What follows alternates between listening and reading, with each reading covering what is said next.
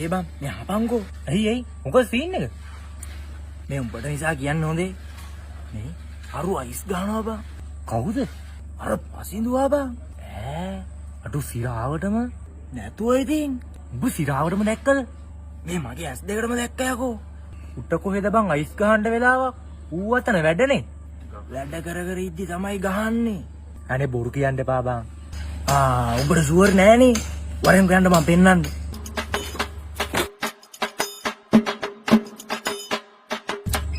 මම බොරු කියනවා.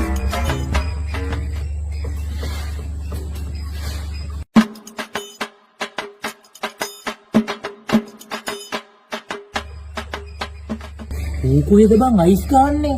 තුන් වස්සෝ වැටට ඇවිල්ලා නිකන් ඉන්න එකට තමයි අයිස් ගහනවා කියන්නේ. එන්න